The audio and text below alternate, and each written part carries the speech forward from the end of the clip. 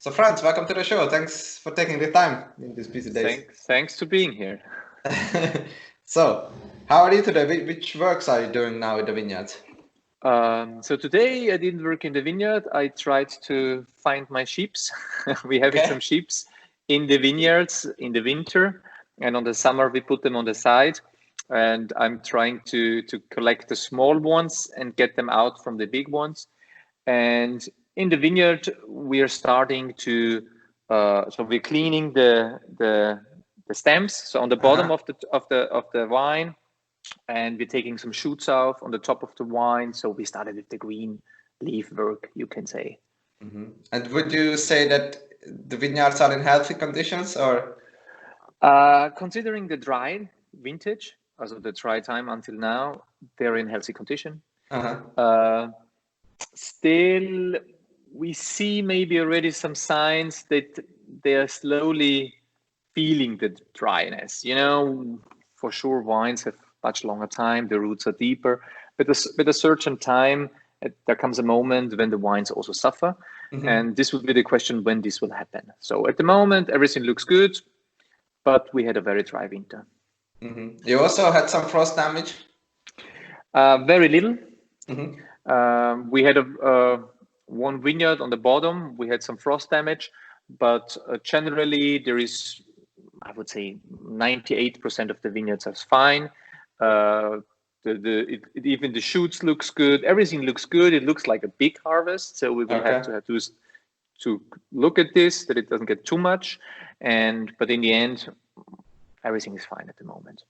Perfect. It's good to hear, because here in Württemberg, I visited some wineries recently, and they had, I think, more frost damage. So especially in the lower vineyards, of course. Yeah. So no, it looked like very dangerous because the starting of the season was very early. And this is the real problem of the climate change. How earlier the season starts, how higher the risk of frost. That's for some years we didn't think about this, but it's logical. And but thanks God, most of my vineyards on a slope. So I have it good from this side. And yeah, let's hope that I think now it's gone. I hope so too. And now you are in Austria now, right? I'm in Austria now. I'm just coming from my Hungarian vineyards. I was in Hungary on the afternoon. I still can cross the border. It's even getting a little bit easier. I have a winery there. I have a house in Hungary. I have a Lakcímkártya, so I officially also can live in Hungary, and therefore I can travel. Okay. And how can you cultivate your vineyards now? Can you find also workers, or how hard it is now? My cellar worker is from Germany, and he lives now in Hungary at the winery. So he had to stay in Hungary, so he was all the time there. And then my secretary is close by, just she could come. And my vineyard workers are also from Sopron. So in Hungary we had no problem. In Austria there was also a very fast deal between Austria and Hungary that the daily workers can pass the border. So it works. It works. Let's hope that the second wave is not coming. Everybody's talking about. Let's see. Yeah, exactly. So can you maybe just give like a short introduction where your vineyards are located? Because actually I have this beautiful map what you sent me, but maybe the listeners are not so lucky. Yeah, we work. A moment, I also take the map. Perfect, because you also have a really good YouTube video actually. So I'm gonna put the link below. People should check it out, where you explain terroirs. So we are working on both sides of the border.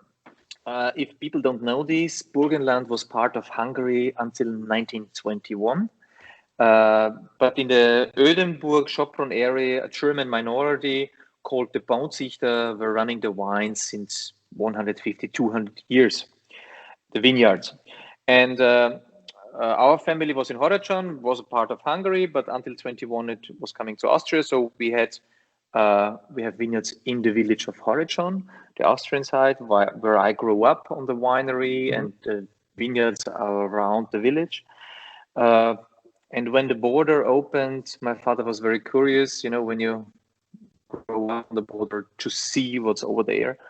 And 1997, we started in Sopron to grow wine as well.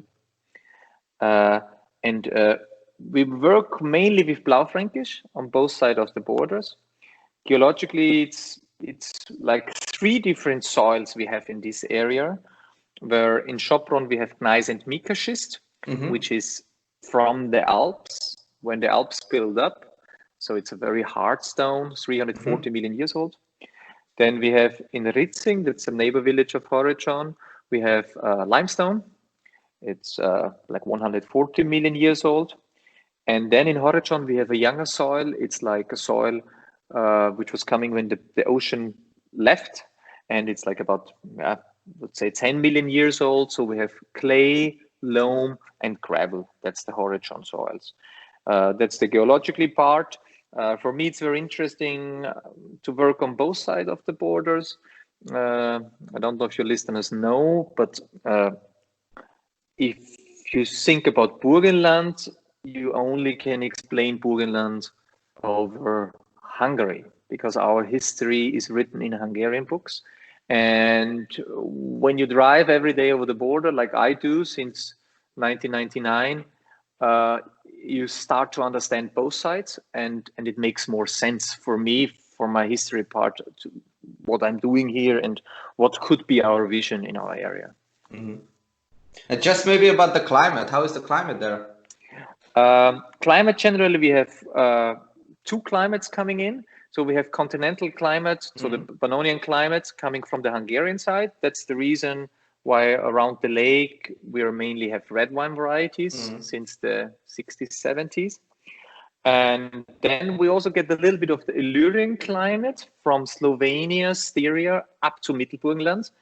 This climate we mainly get in Mittelburgenland. Most of this rain and wind doesn't make it over the border to Sopron. So it's a little bit drier in Sopron, where in Mittelburgenland we get a little bit of the Styrian rains. And yeah, these 2 climate phases, I would say, Pannonian climate, Illyrian climate, that's our climate. White or dry, and yeah, that's it. Dry, how many millimeters? So in general, we were always talking about 500-600, but in the last years, it's more about 300-400. So quite dry. Okay. And which effects does the lake have? So the Neusiedl, let's say, or the Fertő in Hungary. Yeah, people always think that the lake is like a fresh lake or brings freshness to the air. On the Fertő, I think it's similar to the Balaton. Fertő Neusiedlsee is a very flat lake. So deepest part will be 1.5 meters. So that means the lake is heating up. And we measure the temperature on the Mittelburgenland vineyards and on the Sopron vineyards. And the interesting thing, at noon, the temperature is very similar. But at night, the lake gives the heat back. The water heats up and gives the heat back. So it's warmer nights we have on the Fertő, on the Neusiedlsee, compared to the colder nights, which comes from the hills behind the Mittelburgenland. We really have to talk about hills, but still it's going up to 600 meters with forests on the hills. So there comes a little bit more cold air from the hills to Mittelburgenland. But then this also gives some expanded ripeness, right? Yes. Also for the red.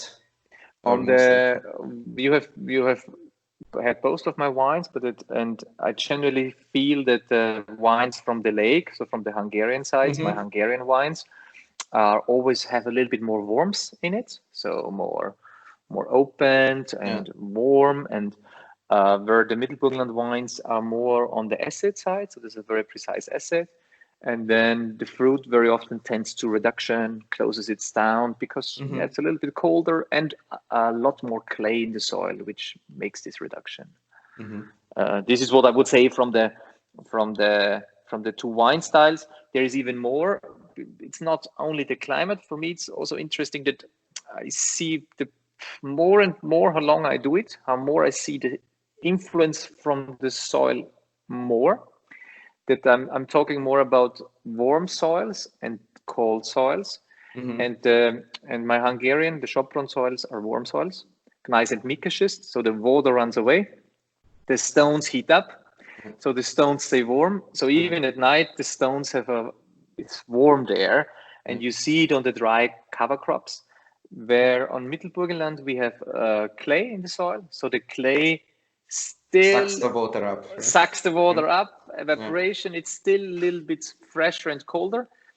We also have dry problems because sometimes the clay keeps the water. You know, if it's really dry, the clay doesn't give it away. That's the risk with the clay. But still, there is more. The groundwater is much higher compared to the Hungarian soils. And you also see it on the cover crops, you say? Yes. How? On the cover, it's very interesting. On the Hungarian cover crops, it will remind you more on Croatian. When you think you go to the ocean in Croatia, you will see this dry grass, herbal. We don't have so many flowers on the Hungarian soil. If we have color on the flowers, it's more white. But the most indication is that we have vermouth growing there, and then everything dries out. On the more clay soils, loamy soils in Horejon, it's more this grass. You still have a lot of the grass, green grass, and the grass dries very late. So there is still in the summer, you see a green color on the cover crops and grass on the cover crops where the Hungarian soils are dried out. Very interesting for me, the limestone in Ritzing, the Kalkofen, on the cover crops are much more colorful flowers. There it seems to be a mix. There you have violet color, red color flowers. I'm talking about natural cover crops, so it's not planted from me. So what is coming by nature? So the limestone looks like it's introducing more flowers to the place. So yeah, I even made a tea out of these different cover crops to taste if the tea shows terroir like the wine, you know, to see if there is I would say yes. The question is always, you know, I'm not objective. You know, for me it does. It's always the question for the other people, but for me it's definitely interesting to do it and to see it. Yeah. But that's a good idea, and because I want to ask you about this cover crops because you are a biodynamic producer and very much in favor of handwork and hand picking and working really naturally in the vineyard. So maybe if you could just talk a little bit about that and how did you begin with biodynamic farming and why, really? So we have to maybe go a little bit earlier. When I was a child, we had 5 cows, we had chickens, we had pigs, and we had vineyards. So we were a farm. And in Burgenland, or I would even say in Sopron, so in this area, sustainability was normal. I remember my grandmother was making their own butter and the yogurt out from our own milk because it was cheaper than to go to the supermarket. And when we built a barn, we worked with the neighbor, get some wood from the forest, and then we made our barn. So sustainability was normal because we were poor. And if you're poor, you work with your natural resources. After 86, this region got a little bit richer. So 86 was the wine scandal. And my father decided to go towards wine because the wine scandal broke up a lot of the cliches, you know, so the big commercial producers stopped or had to stop.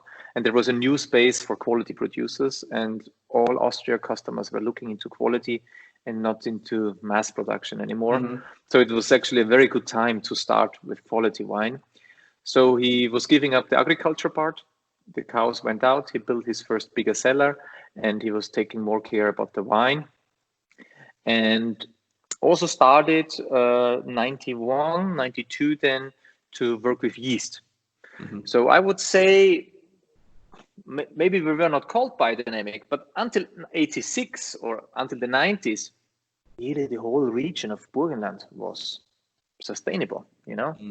But then in the 90s, you know, everything happened very fast. We traveled to Bordeaux. There was Baker. Everybody wanted to make rich wines. Burgenland hired a French enologist. The French enologist brought French technology, French wines, French barrels, French yeast, French enzymes, and even I, as a child, was very happy because everything new and fancy, and the customer loved it, and everything was modern. And yeah, and in the vintage '99, I worked my first internship in California. It was a very interesting, you might know, group. I was together with Klaus Preisinger, Leo Uebel, Scheibelhofer, Trappel Johannes. So very interesting group of Austrian young winemakers having a vintage in California. And but it's really interesting because now they are really on the top. it's a very interesting good vintage. Good vintage, yeah. But what I was shocked was to see that they had the same yeast. In California, they had the same yeast as the French enologist told us. They had the same rootstocks in the vineyard, the same wines, the same French barrels. So everything seemed to be okay. We are copying French in California, in Austria. And as I was back home, I saw if we do this, we might have the same good quality as the French wines, but we always will be cheaper because we're not original. Exactly. And I don't want it to be. I wanted to be original, and I didn't want it to be cheaper.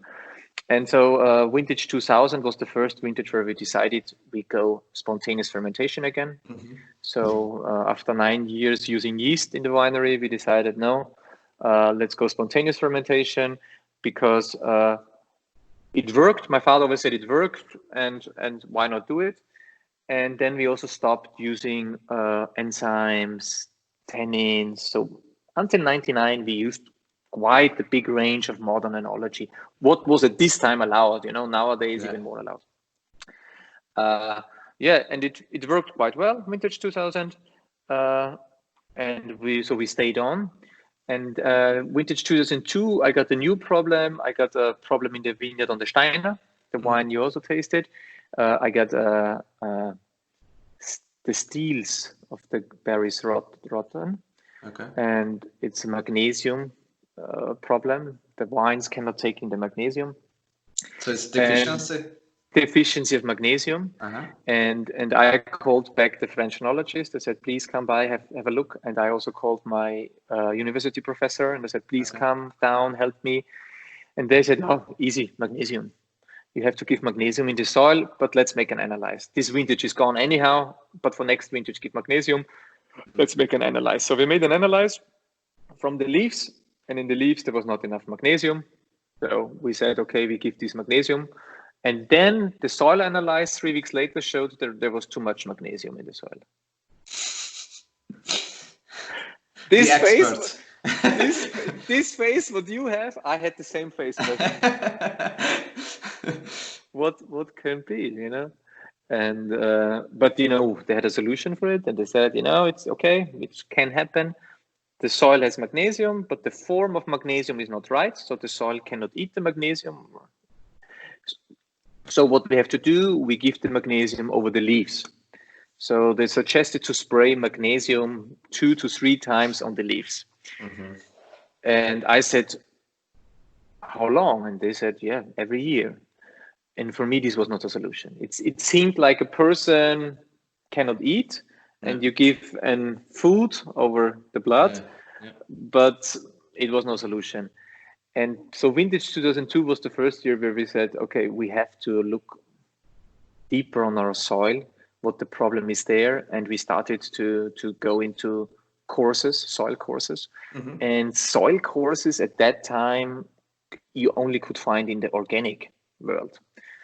Because in the conventional farming, nobody took care about the soil, So it was more about the spraying when something on, but nobody took care about the soil. So we were in the first organic courses in Austria with Muster and all these guys, and started 2004 to work organic. And what was the solution? Compost. We only give compost, and the compost manure, cow manure, seemed to transfer the magnesium in a way that the plant could digest the magnesium. So we since this time we never, so basically I think since 2000 we never give any how you call this, artificial nutrients, Kunstdünger. I don't know the English word for this. So 2002 we started with manure and cover crops, and this was the first step. And so then 2000, the problem with organic is a little bit that you have not, it seems like you don't have so much tools. When we started with organic farming, it seems always, okay, yeah, normally you would spray this, but in organic farming, you only have this medicine. So you have to spray 2 times or 3 times, or even after every rain. So you always have worse medicine, not so strong chemicals, And for me, this was always the feeling, I have to work double, life is hard anyhow. And it was not a good feeling. And then when the biodynamic teacher, I met this biodynamic teacher. It was a biodynamic teacher which also worked at Brücklin-Wolf in Germany, also worked at Peter Jakob Kühn at this time in Germany, at Sven Leiner, he worked. So like all the biodynamics in Germany from this time, he influenced them. And he's so, a German, sorry? No, he was a Swiss guy, but he died already. He was a Swiss guy, Swiss-American. So when I met him, the funny thing is, he opened the toolbox and he said, did you try out some herbal teas for spraying? And I said, herbal teas? They help against this, they help against that. I said, okay, I can work with herbal teas, so have more medicine. And then he said, and did you try out some preparation, a biodynamic medicine? And I was like, oh no. And the funny thing is, even if you're from the chemicals the same way limited, like in organic viticulture, in biodynamic viticulture, but with the alternative medicine, it feels like it's more about in the winemaker's head. For me, it felt more free, I had more tools, I prepared my vineyard, I worked on the self-immune system of the vineyard, and so it felt more free. And this was quite a relief, I would say. So what kind of other tools do you have which are not present in the organic? When you only talk on the medicine system, it's for sure, like I always said, we have 3 medicine systems. We have the school medicine. The school medicine is like the biological sprayings. It's sulfur, copper, baking powder. So this is like the school medicine. Then we have, I always call it the old European medicine, what my grandmother was doing. You make tea, stinging needle tea, stinging needle fermentation, chamomile tea. It's still scientifically proved. So there's still some scientifically functions, but it's not very strong, but the function is still proved. So you have this, I call it really old European herbal medicine. This is for me, like in Austria, in Hungary, it got lost to the communist time, I guess, most of the part. But in Austria, like with every old person, you will talk, and their garden, they will make a tea, or they make some jauche, the fermentation tea, and it's very common in normal gardening. It's a very common thing. And then the third medicine, what we have is I think you can call it esoteric medicine. It's alternative medicine. It's the biodynamic preparations. It's basically information giving. It's with a normal scientific mind, it's very hard to understand, and I think it's also not necessary. The most important thing is you do rituals to certain times that you as a farmer feel better and your vineyard feel better. So it's working on your self-esteem as a farmer. And the funny thing is, because you do something for your self-esteem and for the self-esteem of the wine, it's also working in the vineyard. It's like homeopathic medicine, or I always call it like, maybe we have to go a step further. If it's not too long, you have to tell me if it's too long. I always say the question. I enjoy this conversation, so you can cut it. You can cut it anyhow. If not, you can cut it. But I always say, why do the people make yoga? Mainly people who lives in the city make yoga. Yeah.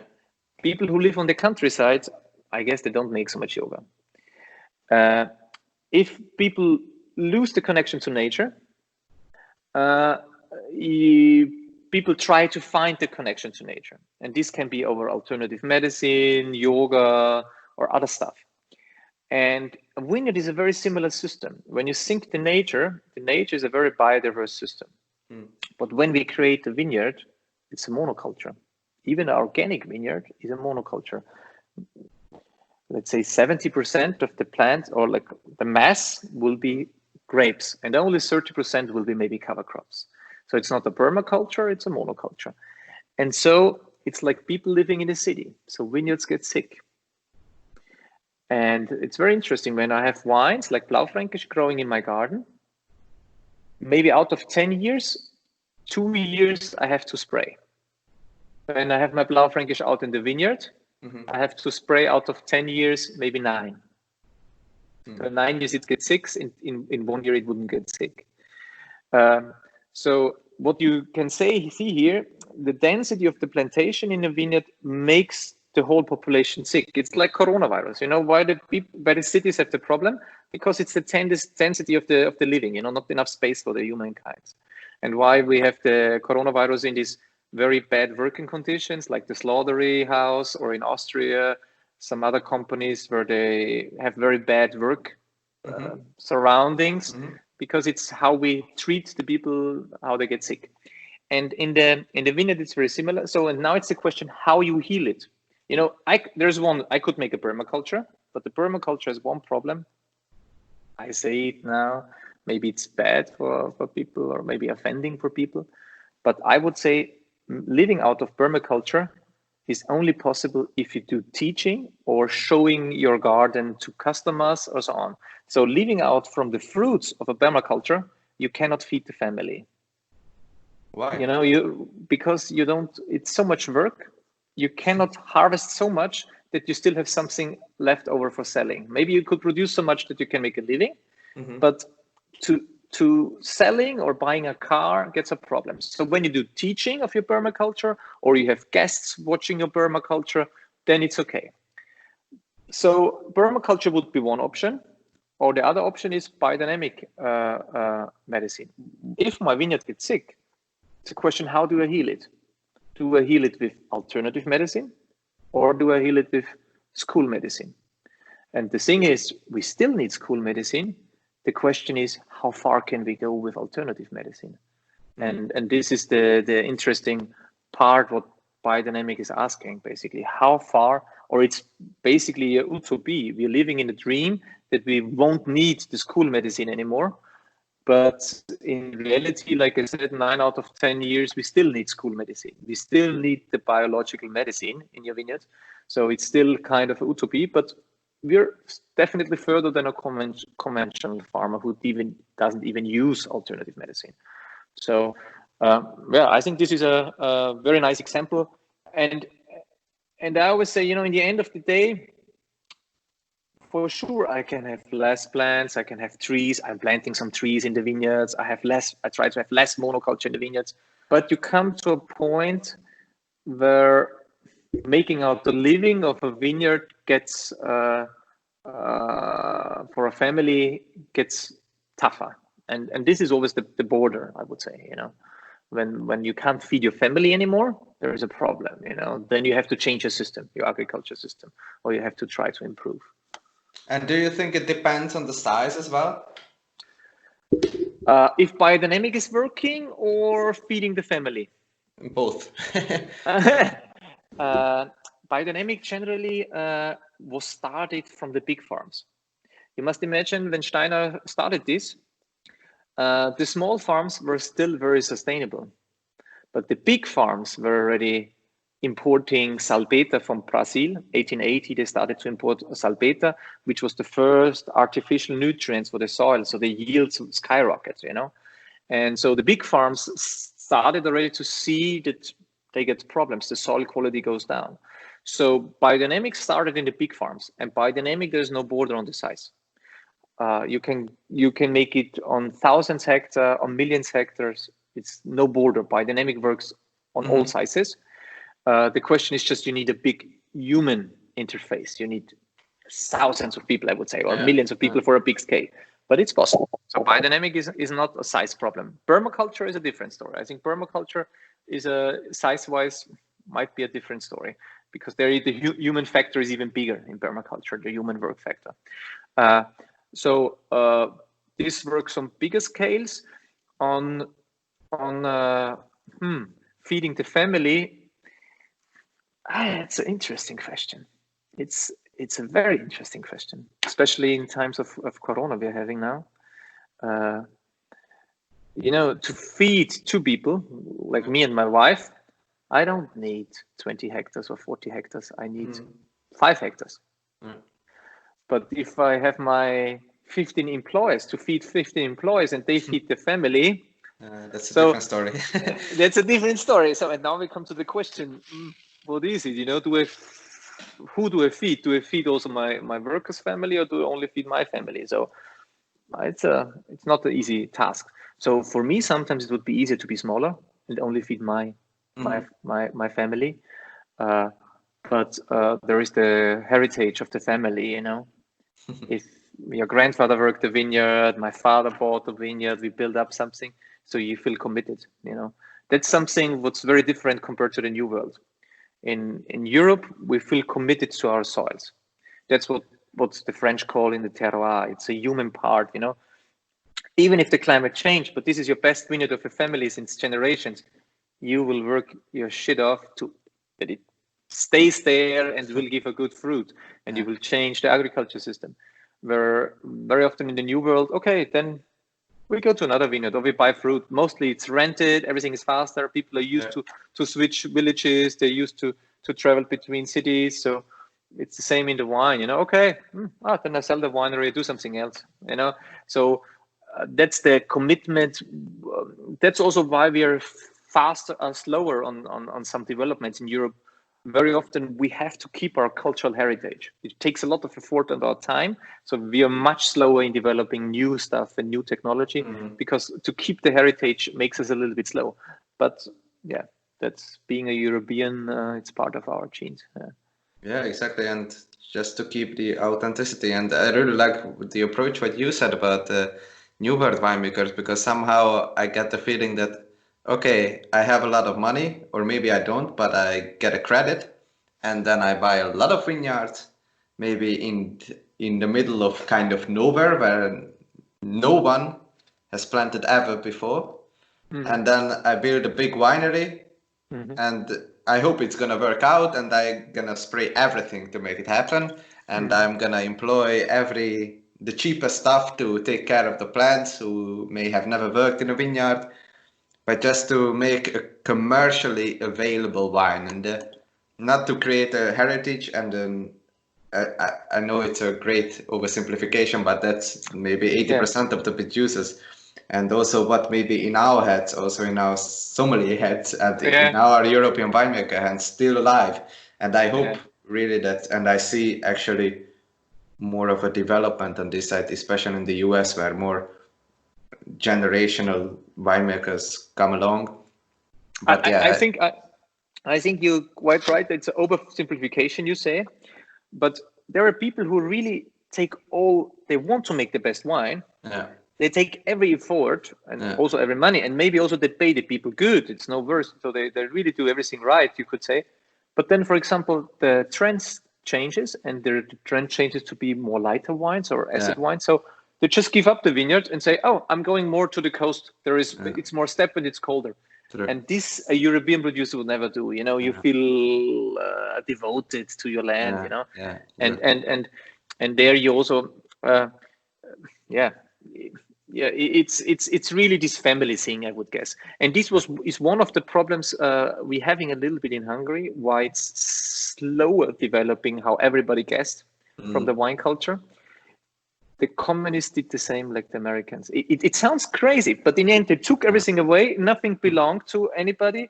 So to keep proud of your land, for 3 generations is gone, you know. Yeah. And then to connect back to your land, it will take more generations than everybody was guessing.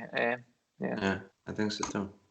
So how is it to work on both sides of the border, also administratively and also historically, and also in terms of the mind of the local people, maybe?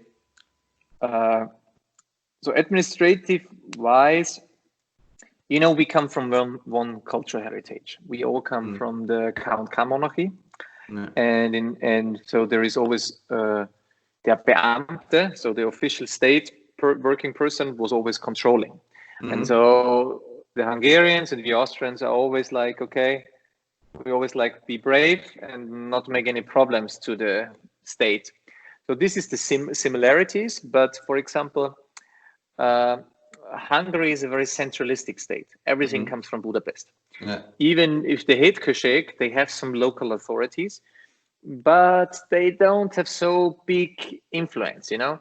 Where in Austria, with the countries having some big power, your connection to the government is closer, you know. You're more directly there, and you have a problems, there is somebody you can go. In Hungary, it's mainly more if you have a problem, you have to talk very, very long with the people, and at some point there will be a solution. But it's more a goodwill from the people working at the Headkesök or at the Navy. So it's more a goodwill. You have to believe in the goodwill of the people.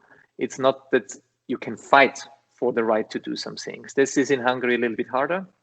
And then for other European people, even if you read Hungarian literature and you might learn about melancholy, it's very hard to understand the melancholy Hungarian persons have, and the suffer Hungary as a country had. You know, this is always, the suffer is always part of the history, and I like this. You know, I'm also a very melancholic person. I like to suffer sometimes, but it can make you also very down. You know, sometimes I'm happy to come out of this suffer, but being in this country, which, okay, the communists, then the Habsburg, you know, the Turks, you know, suffer. They still survive. They're still living. You know, we are the Hungarians. We are still there, but in the end, it's very hard to understand for a non-Hungarian person this feeling you have living in Hungary, and it was a short time after EU was coming and after the fall of the Berlin Wall, where Hungary had this push, where everybody was looking forward. But now it feels it's a stable suffering, and at a very difficult economy situation. So it's definitely harder. As economy working in Hungary, it's definitely harder. I can tell you, so like in Balf, the winery we are running now since 1997, I think since 3 years we make money. Wow. 15 years we put money in, you know, and normal businessman would step out and say, hey, if you don't feel devoted to the soil and say, if hey, you're not committed like another European producer. If you're not committed like the European producers, you're gone after 5 years, and you know, that's it, you know. And but also in Austria, I think when you start a winery, I think starting a winery costs always money, much longer than people think, you know, buying vineyards, buying barrels, buying a cellar, building a cellar. So, but still, it was even worse in Hungary, because in Austria, the Austrian wine had the luck that it got some reputation after a while, and the reputation helped the Austrian wine to bloom and the export to bloom. And in Hungary, I still hope I see now that the Hungarian wine the world has interest now in Hungarian wine. So there's open-minded to taste Hungarian wine, but let's hope that this trend gets more stable and not to being far to the east. You know, very often people just want to taste something new now, and then they taste Hungarian wines, but it's still a very hard economy situation and export situation for Hungarian wines. Mm-hmm. I also kind of see this trend that actually you have two grape varieties which are kind of getting fashionable, Blaufränkisch and Furmint, Yes. and get more acknowledgement maybe. So maybe let's just talk about the vineyards then. Yeah. And what kind of wines do you have there? So I really believe that Furmint and Blaufränkisch. So Blaufränkisch was here since I was a child. Furmint was here before Phylloxera.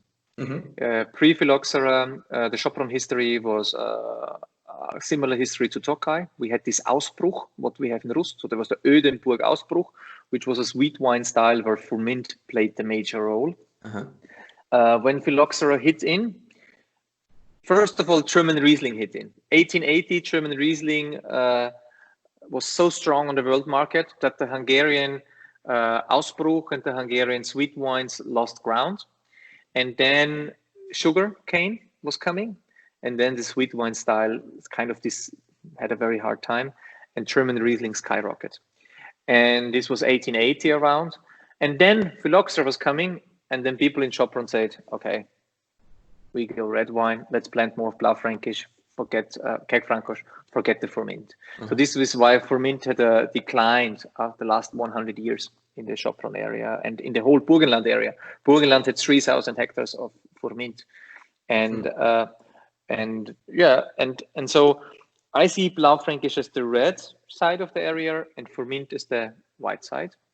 Furmint has very similar growing in the vineyard. It grows very straight, like Blaufränkisch, and it also has this straight acid. Blaufränkisch has a very straight acid, Kékfrankos, and Furmint has a very straight acid.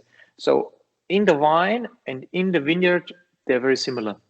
So it seems like they feel like brother and sister, you know, it's like they have some same genes, and the genes are the origin. They're coming from the same region. And in really terms of maybe soil and climatic conditions, what does grape variety need? It's a good point. So Blaufränkisch is very flexible on this. Traditionally, red wine was planted on the richer soils, so more on the richer soils to get more power. And I would say since 20 years, we have the trend to grow red wine also on stonier soils for more, let's call it the Burgundian idea or the fine idea of wine on Blaufränkisch. But traditionally, the oldest Blaufränkisch wines you find on the richer soil, Lutzmannsburg, Torrejon, Deutschschützen, and so on the Eisenberg or Neckenmark or Leiterberg was already more the white wine regions. These were more the white wine regions. But Blaufränkisch is very flexible on this side. It really grows many different soils very good. Furmint is much more of a diva on this. So Furmint loves dry soils, drained dry soils. I would say all white wines like this, but Furmint even more. Maybe Furmint is here, how dry it is, how more drained it is. For me, the Furmint is blooming. So, and then I'm not sure, I also started with Furmint on limestone. At the moment, the second harvest now, I'm not so happy as I would get. And I think Furmint on schist, like in Ödenburg, on my Ödenburg hills, and on Neckenmarkt, I have Furmint on the Bodegraben. It's also Gneis and microschist. I love it. I don't have volcanic soils in my soil portfolios in my vineyards at the moment. So I believe that you know, Furmint loves volcanic soils. If it's Schomlo, Tokai, volcanic soils is definitely something you can go. So, so there are good opportunities for both varieties. Yeah. Perfect. So I'm also gonna try the first one, maybe, if I may. Yeah. The Kékfrankos from Balf. Yes. Cheers. I think that was the lightest of the three which you sent me. You sent me 2 Kékfrankos and 1 Blaufränkisch, so to say. So Balf and Steiner and Hohecker. Yeah. And that's a 2017 vintage. And I already tried it, obviously. And it felt a little bit lighter than the Steiner was. Actually, it's only the vintage, or how? What is What could be maybe the reason? Also, the tannins were not so characterful, and maybe it's a more like a lighter Pinot Noir style in my eyes. Yes, you said it very nicely. Uh, I think I personally developed to like lighter styles of wines better. And on Blaufränkisch, when I think of my grandfather made Blaufränkisch in a very light style. So he had concrete fermenters, and he had 3 concrete fermenters. So if he had a harvest for 3 days, his cellar was full. So on the 4th day, he started to press the first Blaufränkisch into the barrel so that he could continue harvesting. So it was all very light Blaufränkisch style, acid-driven. You could drink in the summer and in the winter. So it was never about richness. And then the baccarization hit in. Blaufränkisch got very full. People started to even deacidify Blaufränkisch to make it more rich. And I think now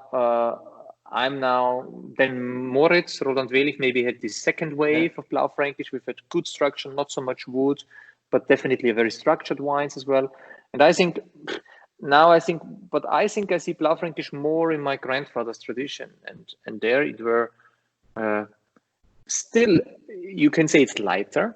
It comes because I extract not so long on the skins, so I don't over extract.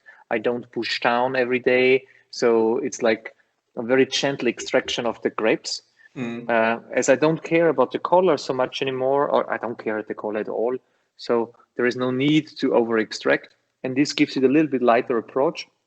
And there you see that Blaufränkisch is somehow in the red wine area, there are not so many acid-driven red wines, okay? But it's an acid-driven red wine. And when you have a lot of acid, you don't need much tannins because the tension comes over the acid and and you don't need so much tannins. Yeah. And so it's more about a little bit about my story of my extraction, why it's a little bit lighter. And also a little bit shorter aging, Steiner age is longer, so it develops a little bit deeper character.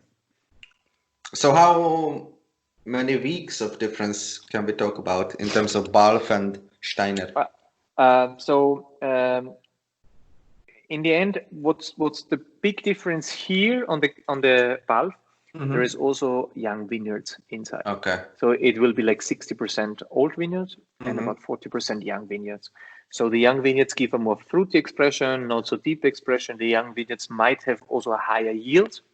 So this gives the lighter style. On the extraction, I go the same. So both of these wines about I would say 8 to 10 days on the skins. Okay. So fermentation just finished, and then we press. And then we age in the Balf on big barrels. So that's like 4,000 liter old barrels, 40-year-old barrels. And then we bottle approximately after 1.5 years, approximately, we bottle the Balf. And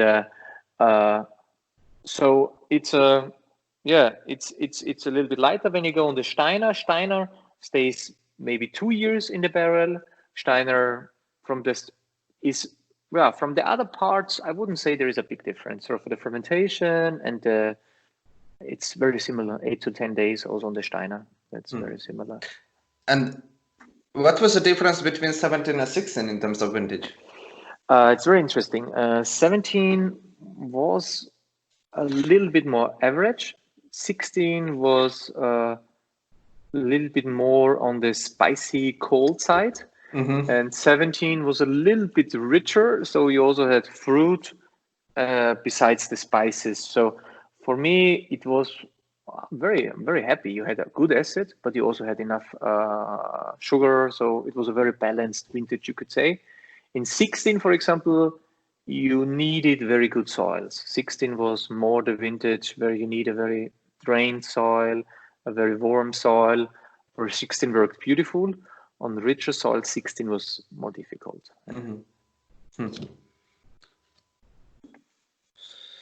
I think it's a really delicate and precise wine, what I would guess. Yes. It's really much alive, but I can see it's not so much extraction, but I could see that it's not like a, bursting teenager wine, I would say, and not only fruit, but, it has depth and show show more what you could expect maybe from only from the color, and has this really pleasant dirtiness. What I call this is it's a typical old red wine in my eyes. So I always call it like I call it character. You know, when it's when a wine is without character, it's vastly boring.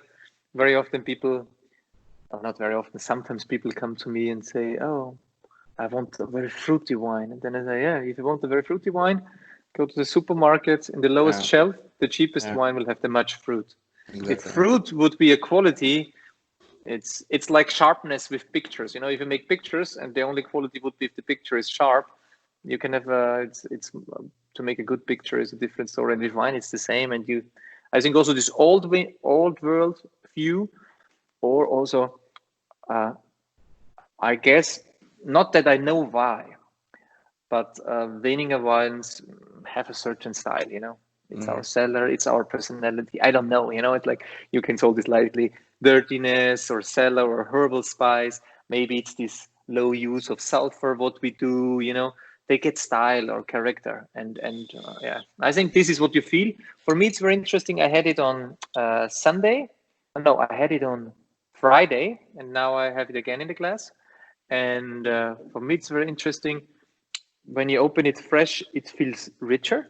And now it's even getting more precise, herbal spice, more the Chopron quality of the wine comes out. And Chopron is about spice in the wines. This is what Chopron is very, I would say, we could be famous on the long term to have very spicy herbal wines. And so when the fruit is kind of going away, you see even more the character of the terroir. You know, it actually reminds me of a light of style of Chianti, maybe also Rufino or some kind of, because it also has like this herbiness or some kind of slightly greeny notes about it. But I think and also some Chianti wines maybe have some this dirtiness, and the Sangiovese tends to have this elevated acidity. But this, I think in this wine, I get this black peppery and also some kind of cumin notes, maybe some kind of, a little bit bites you somehow. And for example, this is what a Chianti is lacking in my eyes. So what could be the difference? It's lacking sometimes. I think that Sangiovese is a good example. So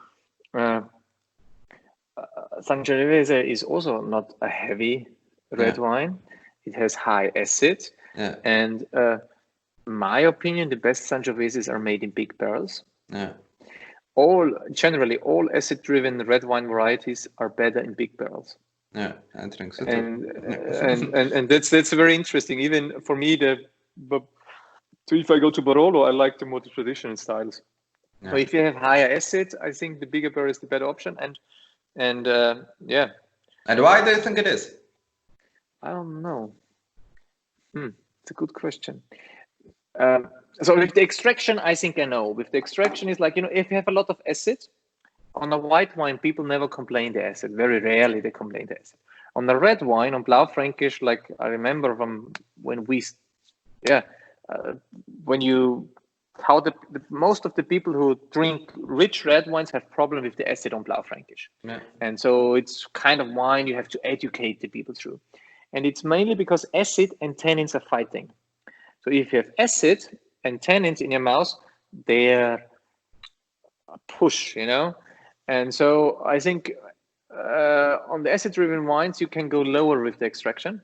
And therefore you don't need a small barrel, because if you don't have too much tannins, why you need so much oxygen to get them around, you know, to soften it up. And I think it's just not a great way to over-extract acid-driven red wines. I think it's that's a good argument. Could be nice.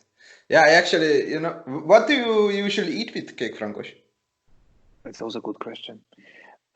It's not so easy. Because of the acid, it fights with everything which has sugar. So if you have some sauce and there is just some, if you have a meat, you know, the best is always Bela Hambash fat. The fat of the pig, it's always the best, and then the acid of the wine will go through the fat of the pig, and it's perfect. But you can also have like a red meat and everything, but you have to be very careful to have no sweet things around, because if you have sweet things around, the acid of the Blaufränkisch will even be more sharp, and then they will fight against it. So I would go for meat. You can go in this lighter style, for sure. You can go, there are many vegetarian dishes which will fit, but oil always helps, you know. Mediterranean cuisine with oil is always helping to digest the acid, or the acid helps to digest the oil, I guess. This is maybe the right term of saying it. Yeah. I actually am cooking a beef stew, a marha bird. I hope it's not burning, actually. I have to text my girlfriend, maybe. But maybe you have to check it and have to make a break. Yeah. But and also, I think really tomato-based dishes would be nice, like a bolognese or this kind of things, because the acids would complement each other, and some fattiness, and wow. But this is why you are a sommelier. And I'm a winemaker. That's always normally when people ask me what dish, I always say, I'm a winemaker. I'm not a sommelier. You know, for sure you get some feelings about this, but I really think it's their own profession to find the wine to the dish, and this is what I. Yeah, but I could. I see the same tomato acid really ripe, and then dried tomatoes. This could always work. Yeah. And you know, what's your approach or opinion about some people saying Blaufränkisch or Kékfrankos is the Pinot Noir of the East? So we had this. It's a very funny thing. Sometimes people refer to me when they have a variety where they don't know what it is, and they smell spicy, herbal, Syrah, acid, Pinot Noir, structure, no, Sangiovese, Barolo, you know. So if it's in this field of these varieties, I think Blaufränkisch can have many different phases. So you can have these spicy characters where for sure it can go in a Syrah direction. You can have the more acid-driven style where it goes into a Pinot Noir direction, and I like it. But still, I consider there is more. So I would consider it a little bit heavier than a Pinot Noir. You know, it's Pinot Noir has thinner skins. Blaufränkisch a little bit thicker skins. So. Yeah, I would, but still there are similarities to this, and then you also can go to the Italian acid-driven varieties. But in the end, we have to be careful. We want to be Blaufränkisch like Blaufränkisch, you know. I don't want that the people then say, oh, it's the Pinot Noir of the East, or like you might know, maybe the listeners not, but like Willan referring of the Bordeaux of the East, but still it's a copy of Bordeaux then, you know, it's not original. And we have to be very proud. In Hungary, we have, I just wrote a book from 1800 something where they were writing, Hungary might have the most diversity in varieties and wine styles in the whole world, 1800 something. And this is a gift we have in Hungary, out of tone varieties, very special places, different soils, different characters. And we have to be strong to transport this characteristic and to create a face and the magic. To create a face and not fall in the trap to make an easy suggestion, you know, like the Pinot Noir of the East. For sure, Pinot Noir drinker will understand Blaufränkisch. Very often Pinot Noir drinker and fine Blaufränkisch drinker will have common things. So to get, it's the same clientele. With Blaufränkisch, we have to attract the Pinot and the Burgundy drinkers, for sure. Or the very delicate Syrah drinkers. But it would be too easy to say it's just the Pinot Noir of the East. Yeah, I actually always, what you said also in the beginning of the conversation, that I actually always remember the quote of Ayrton Senna, if you are the second, you are the first to lose. And if you compare it yourself to someone else, then you are always the second, you know, so yeah. So maybe the other one, Steiner 16. Steiner, that's how you say, Steiner? Yes, that's how you say, yeah. That's actually, first I remember Rudolf Steiner. And then you're also a biodynamic winemaker, so that could be for some people confusing, but that's actually the vineyard. Yes, that's in California or in America, many people said, oh, Rudolf Steiner, that's the name. I said, no, it's the vineyard name.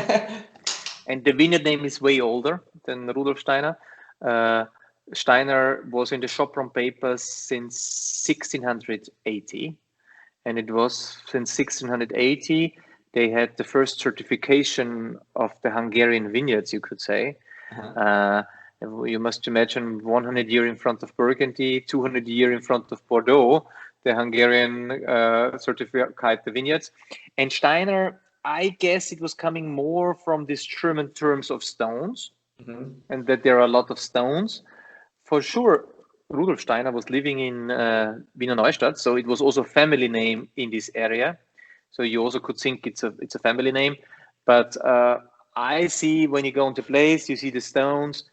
I think the people called it this way because of stones in the soil.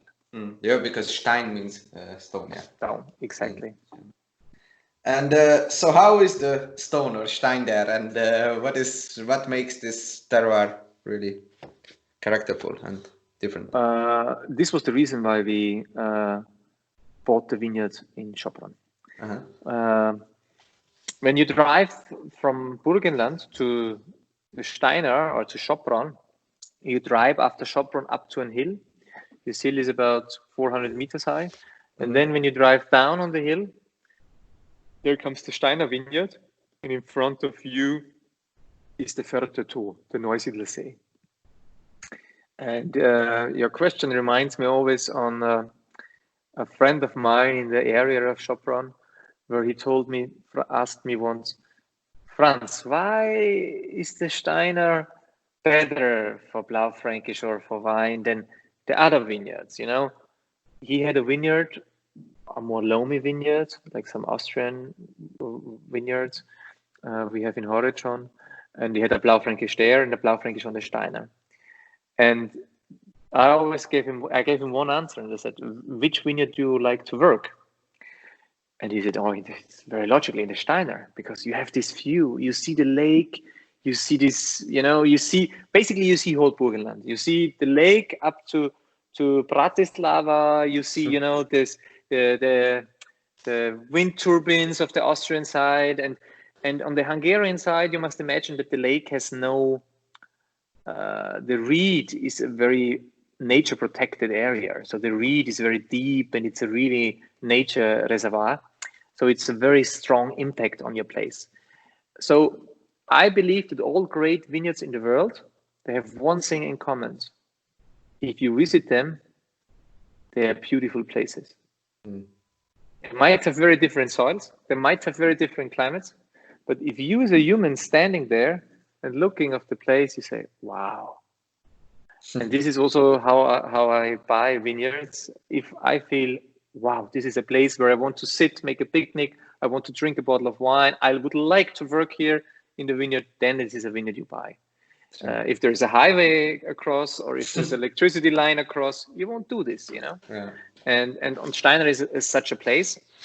And then for sure we have this gneiss and mica schist. When you look on the geological map, it's a red dot. It's a very unique gneiss and mica schist coming out of the soil. And it's exactly there where the Steiner is. And this leads to this special drainage of the soil. So it's a very dry soil. It's a very tough for young wines. But once the wines found their place, they have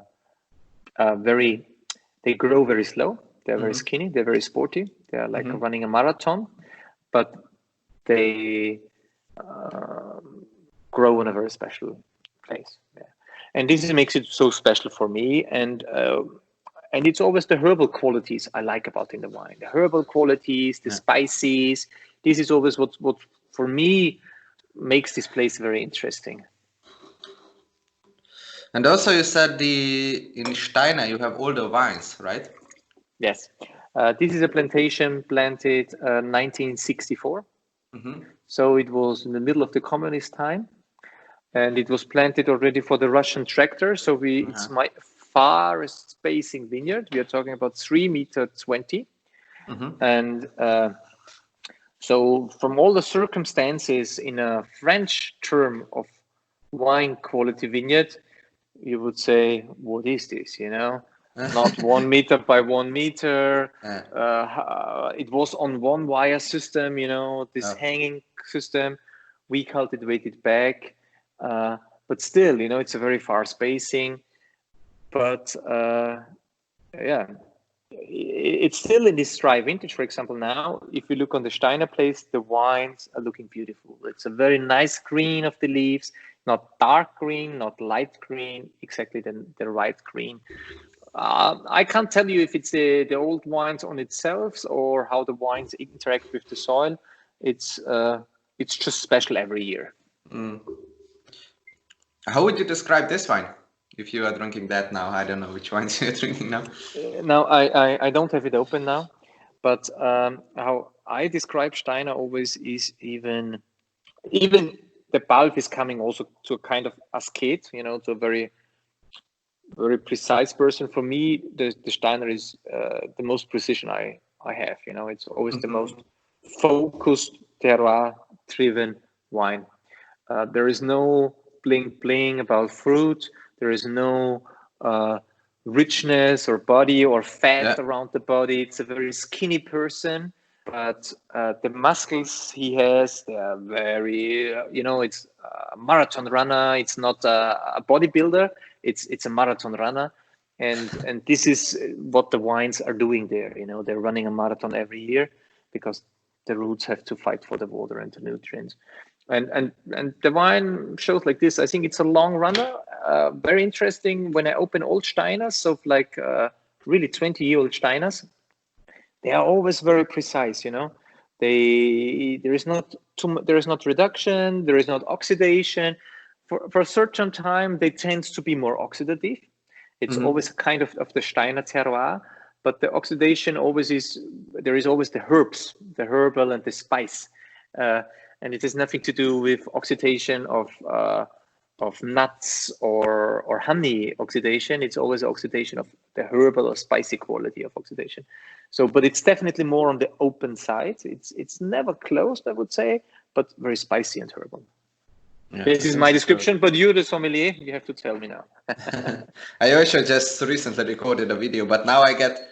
This is what I like about your wines and what I like in general about the wine, which is developing. You open it and you can, because as a sommelier, I think it's the best to sell a wine which you can drink or complement a whole menu with. You open it and a guest or a family sits down for 1.5 hours or 2 hours, and they can really enjoy every sip of the wine and how it develops and show its many faces, and you can enjoy how maybe it interacts with the soup and also with the main dish and also with the après. So it's a versatile wine. This is what we could sell bottle wise. And I also think it's a bottle wise sell. It's because it would go with many different dishes. I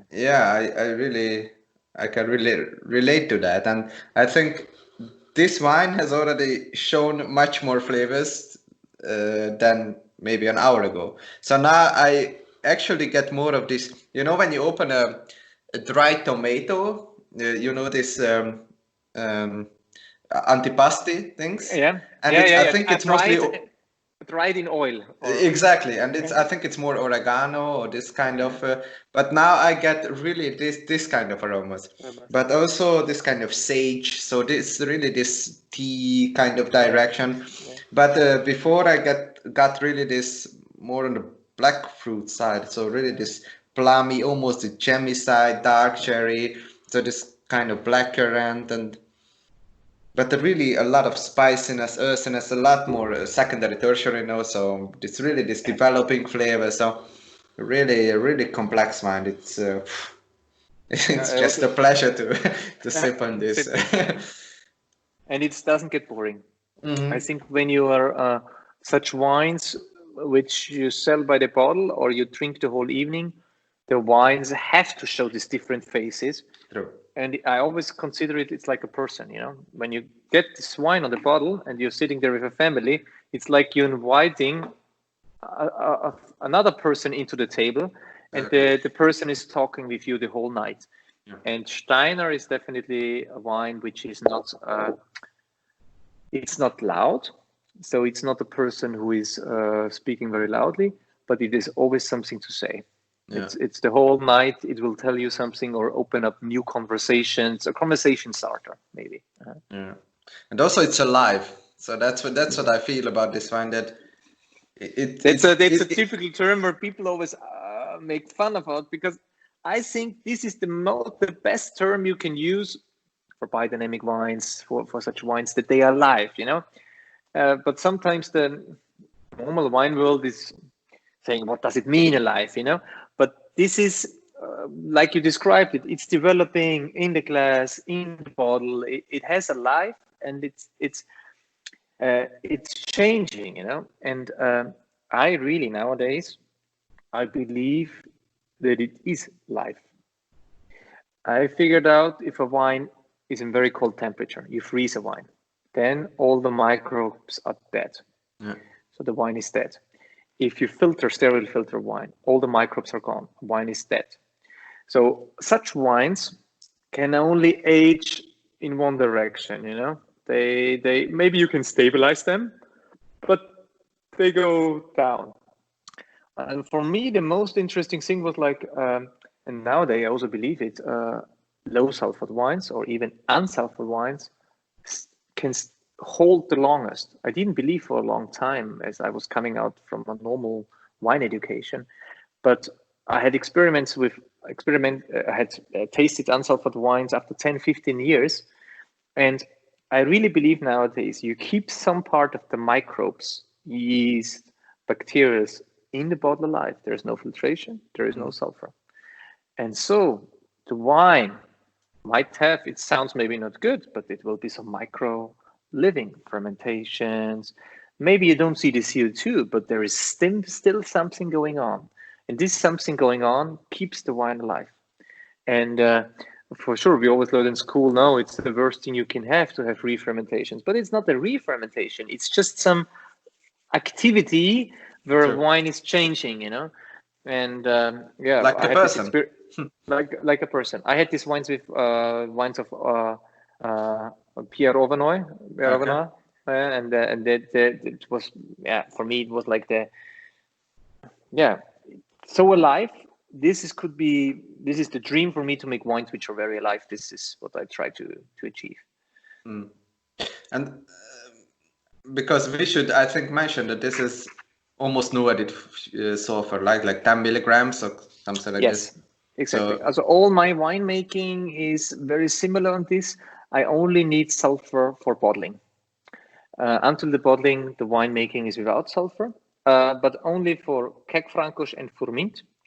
The international varieties didn't work out. On the international varieties, I need sulfur maybe earlier. But on Kékfrankos and Furmint, fermentation, aging without sulfur, bottling only in very special vintages, I managed to do it without sulfur. This was like 16. So 16, actually, the one you have is without sulfur. Okay. 16, all the single vineyards I bottled without sulfur. For example, 17, I added 10 milligrams of sulfur in the bottling. It's for me always, if you want to go deep into this topic, it's about the moustiness and these issues. If this is coming, I always make trials. Then I add sulfur in front of the bottling. If this is not coming, so I make always a hand bottling, and I see the bottle, how it's working. You know, the bottling has a very big effect on oxygen. You know, you bottle a wine, and it's running into the bottle, and it takes up a lot of oxygen. Yes, and then the oxygen is inside, and then the wine has to digest the oxygen, and therefore bottling is kind of a very harsh process for a wine. Yeah. So and I really think how lower sulfur you achieve, how more life a wine tastes. In my personal view, it doesn't mean it's better or worse.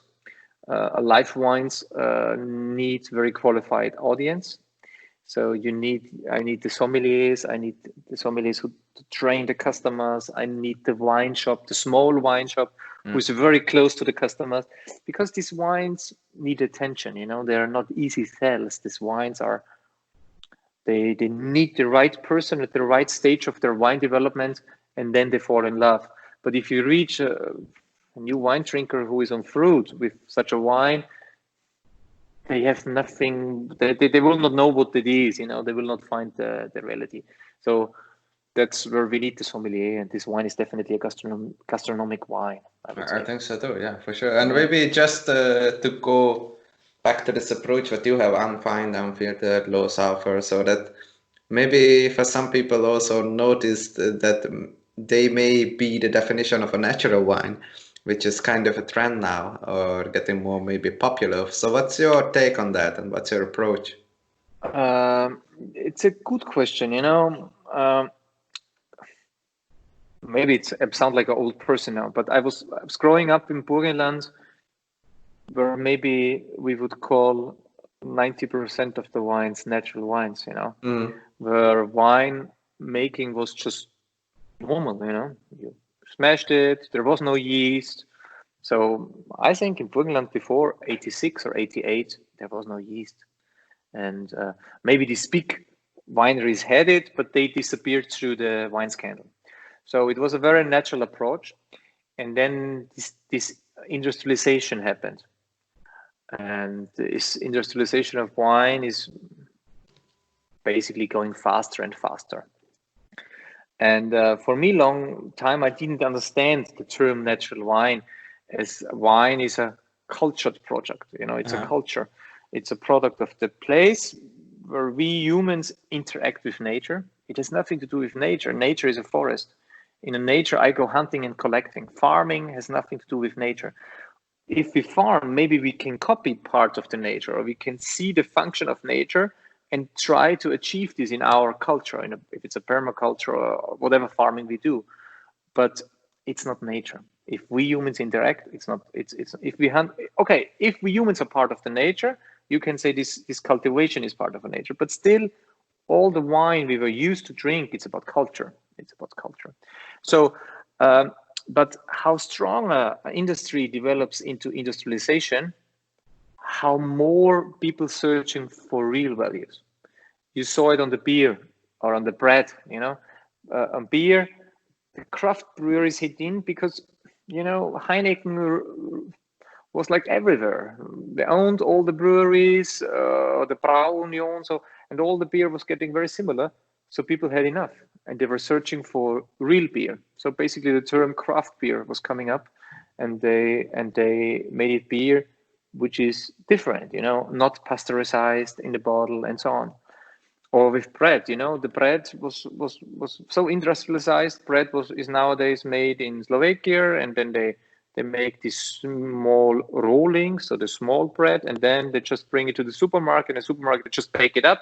Yeah. And then they say it's fresh bread, but it's not fresh bread. It's like frozen something baked up, and now the sourdough revolution comes in. In Vienna, you pay €9 for a good sourdough bread. People are crazy about it. And with wine, it's the same thing happening. People are slowly fed up with these industrial wines, all of the fruit, everything round, everything easy.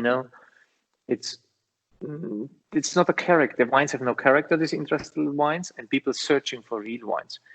And this search for real wine sometimes makes very weird products. Sometimes you going too far. Volatile acid or mousiness, but still, some people still find these wines better because they're real. And then it's the question. You can say, yeah, maybe it's true.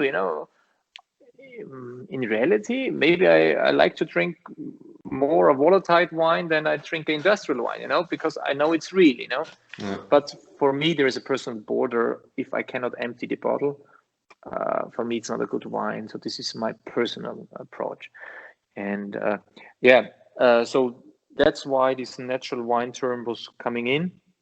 And my wines fit into this term, all of them. And I also have to say that I also, through this going over the border, even my taste brightened up. I'm nowadays much more after school, for sure, I was learned to say, okay, this is good, this is not good, this is fault, this is. Yeah. But it helped also to brighten my view about wine. You know, I didn't tell you, but 2000 we had one Pinot Noir at the first harvest without yeast, which went volatile. Mm-hmm. Nowadays, I think I would have bottled it, but at that time I throw it away. You know. But nowadays, it was a great wine, just the volatile was a little bit higher. And I think nowadays there would have been a space for such a wine. But around 2000, when we started, at this time it was called non-intervention winemaking, there was still, people were very much on searching for mistakes, you know. And now this natural movement helps the people, let's say, they're searching for balance, but not searching for mistakes. You know, for me, if a mistake is in balance, I'm happy, you know. But if a mistake, so then maybe a mistake can create a character, you know. I have a scar here from a car accident in Thailand, you know, and does it, gives it character to my face, or does it make me ugly, you know? The question is up to the customer, you know, or it's up to the people who sits across me. Exactly. And I think most of the time, such things make us more characteristic. They make us more real. And in a wine, it's the same. You know, if it has a small problem, it can bring up more character. So I call it now natural wine movement, because natural wine for me still is not existing, because it needs the human interface. And in the way how we see nature, it's without humans. Even when I was traveling 2006 to Georgia, you need the humans to put the grapes into the amphora. You know, it's not falling on its own. You know, it's the humans who make the wine. Yeah, but we are also part of nature, so that's the point. That's what my biodynamic teacher always said me. You are part of the nature. Exactly. Except you can do a good thing for your nature, or you can destroy the nature. Yeah. Very deep thoughts, really. Thank you very much. I think I also like to think more of it as a movement, and maybe just to go back what you said, it's about biodynamic treatment methods, or maybe what some people would call maybe humbug. Yeah. But I just like to refer, because maybe, why do you look at the moon calendar when you work in a vineyard? Okay, but just stay there at the bottom or next to the ocean for maybe a couple of nights, or maybe for a couple of weeks. Just observe how the ocean changes because of the moon. Or maybe what you can see, it's so natural that, gravity is there. You cannot see it, man. but that's why you can stand at the bottom. It's true. It's I say there is a book. It's called The Biological Moon. It's a scientific book made in Germany, and they figured out 200 or 300 species, biological species, whose reproduction circle is based on the moon. And it's very funny. And then I always tell the people, you know, if they say, why the moon? And then I say, yeah, look, if we would still sleep in the nature, so we would sleep in the forest, believe me, you would feel the moon, because 3-4 nights in a month you couldn't sleep because there's so much light. True. And there would be more biological activity because there is the mirror of the sun. That's what the moon is. And if you have light at night, the plants will make a little bit of photosynthesis, the animals stay alive longer, stay awake longer. And I think this is not so esoteric, that nature is reacting to nature phenomena, and this is the moon. You know? Yeah. So this is for me not a very esoteric thing. It's a more realistic thing. Yeah, I think so too, and more traditional actually, because if you go back in time, people somehow managed there in the past as well, and to make beautiful wines probably, and just to work with nature more closely. All the woods were cut through the moon phases. So the woods, when you build houses, like the roof of the house, they always cut it by moon. And the Japanese still do, you know. We in Europe lost a lot of this tradition. I hope this movement is also coming back also with the natural movement, maybe, because I also see kind of a trend, you know, that also not just in terms of wine, but in terms of other agricultural product, that maybe people look for more like the farms and just to go back to nature. And I sometimes I feel that's so funny that people, they plant only grass in the garden and they buy a robotic grass cutter. So they don't have to move, but they go to a yoga class because they feel they have to move, and they only plant grass in their garden, but they want organic tomato, but they buy it in the store. So it's just somehow, Yeah. it's No, I think you described it very nicely, how humans lost. We lost. It's so hard nowadays to be real, you know. A lot of the people lost their connection to the place, to the soil, you know.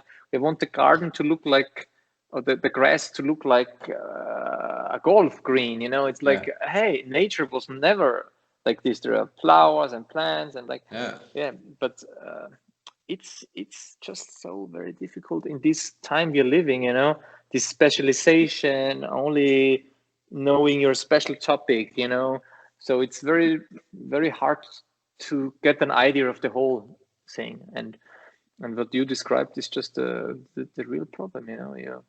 You lost the connection to the nature. Okay, at least when he buys organic food, he has some he has some belief in something, you know. Let's say it like this. Yeah, and maybe just to talk about your T-shirt, because people only see Rage Against, but what? Rage Against what? Rage Against the Machine. So what is that? Can you tell a little bit about that? This it's also was kind of a movement when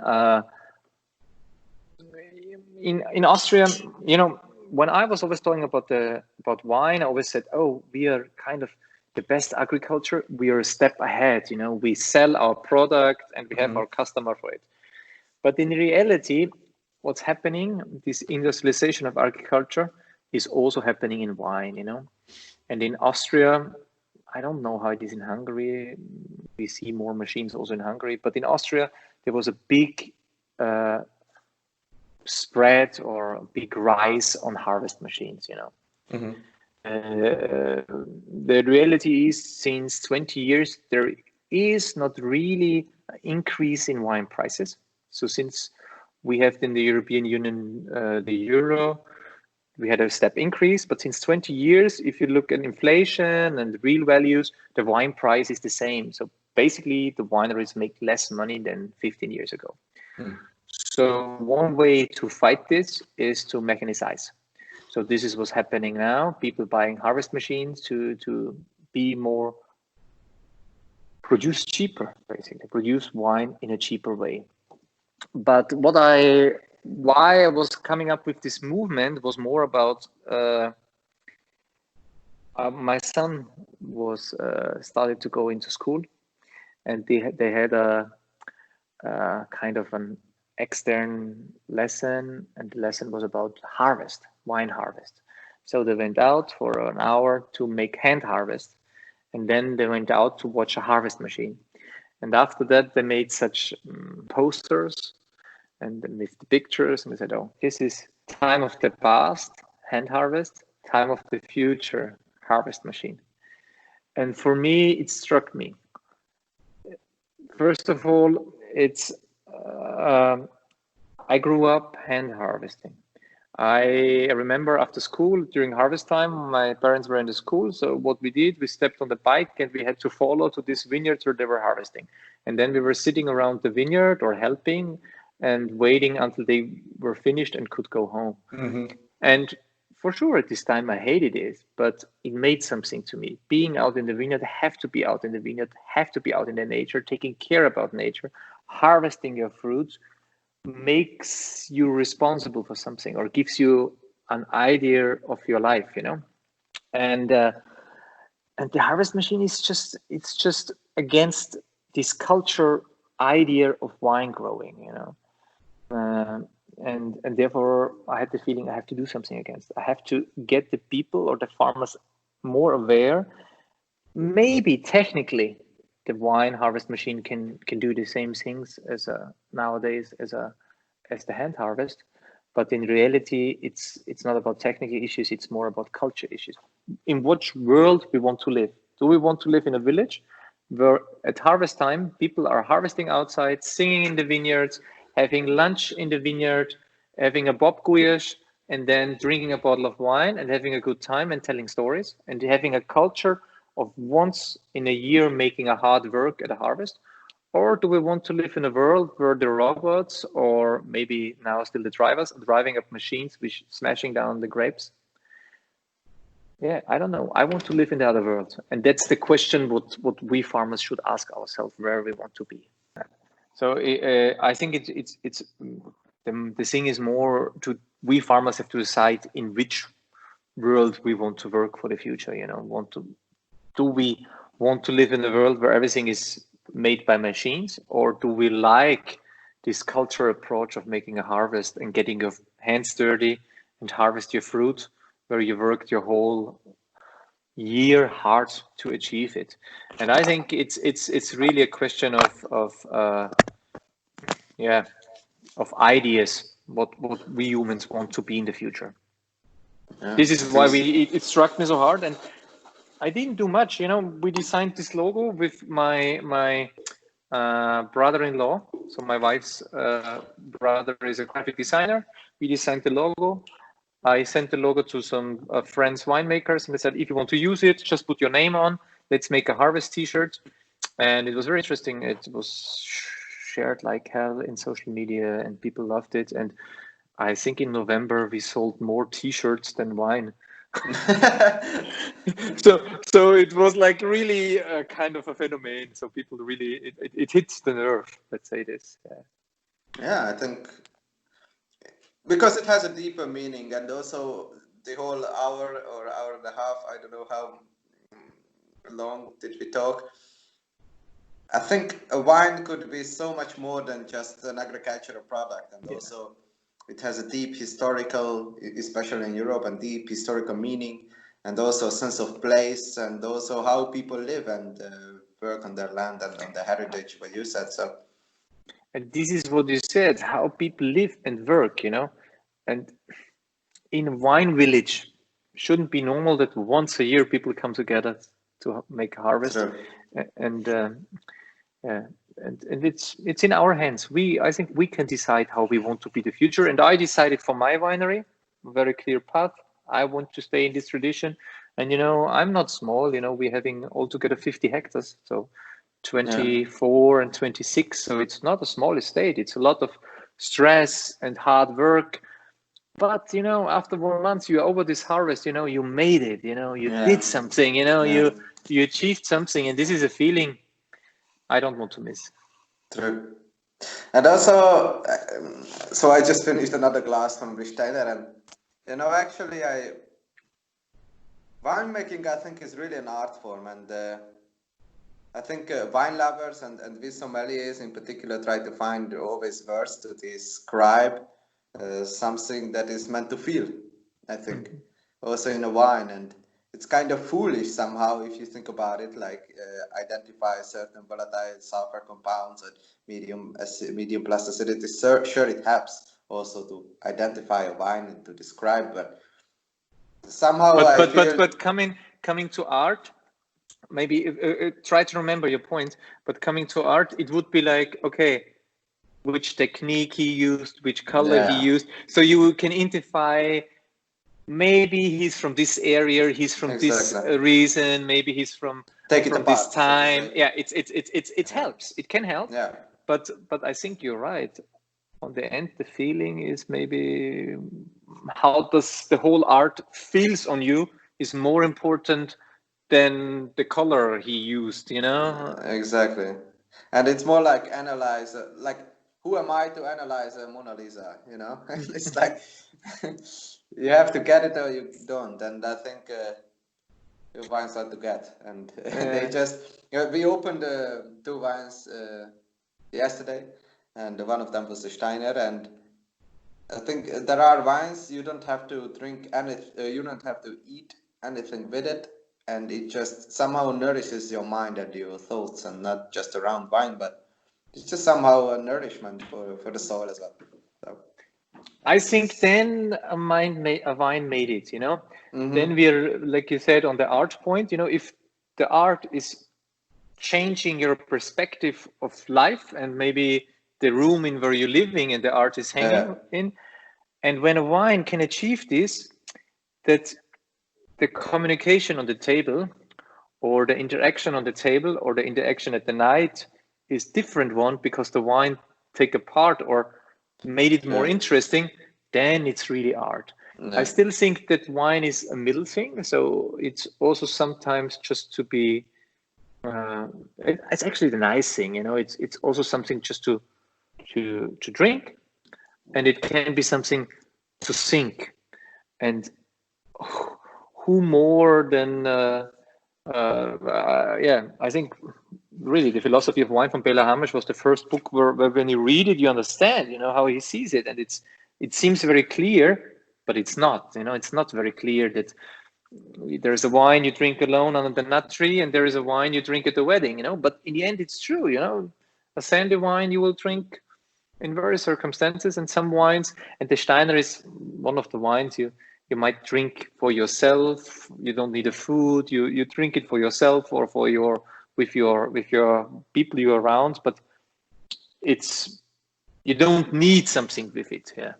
And it's a very intellectual wine, I think. Yeah, I think so too. Yeah.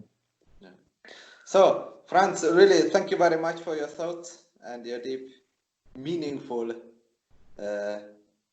also maybe lessons, if I may say so. Yeah, I hope I didn't talk too long. You can cut it somehow and you will make it. I don't want to. I really enjoyed it. And I also want to say very thankful you asked the right question, that something is growing, that I start to talking. So you have a very good way of doing it, not to push somebody, but to ask the right question. So I really enjoyed it. It was really nice. Thank you very much. Yeah, I don't know what is your plan, but if it's only now in Corona, you have more time on the blogging thing, on the podcast thing. But I hope that it's stay on, because we need in wine these real talks. You know, this is it's the best way of transforming it. You know, the magazines, you know how it is. The magazines all got paid by advertisement and blah blah blah blah blah. For sure, it's your time also has to be at sometimes paid, but it's really deep. You have a medium where it can go very deep, and this is you should continue this. Hopefully, even when the hotel opens. Wow, thank you very much. Really, thank you. I hope so. Compliment. Yeah, and I really like to talk to someone like you, because I think you go way beyond only the topic of wines, and also you were getting really like philosophical, but also in the right way. So not apart from reality, but I think people should also know the faces behind wines, and also that's why I named wineghosts, because if you drink something, you have to know why does it taste and why does it feel a certain way, and I think that should be a footprint of the wine wizard like you. So really, and you know what's the funny thing, what we can learn from Corona? Maybe it's possible to transport this information. I think nowadays it's really possible to transport this behind the person, the look, without being in realistic there. For sure, it would be much easier if you be here and being in the vineyards like you were at Moritz Heidele. Yeah. But I hope you manage at some point to you invited, yeah. And please come by, and but I think it shows us also that it's possible to show this face or the ghost behind the wine, or the spirit behind the wine. Perfect. So thanks for having me. Thank you very much. Thanks a lot. Hey. And I really thankful for your time, and also I hopefully shake hands in the future soon. Yes, when we're allowed to shake hands. Exactly. Hopefully, Yeah. hopefully Sure. soon. Okay. Sure. Thanks a So lot. Prost. Thank you very much. Have a nice Prost. evening. Yeah, egészségedre.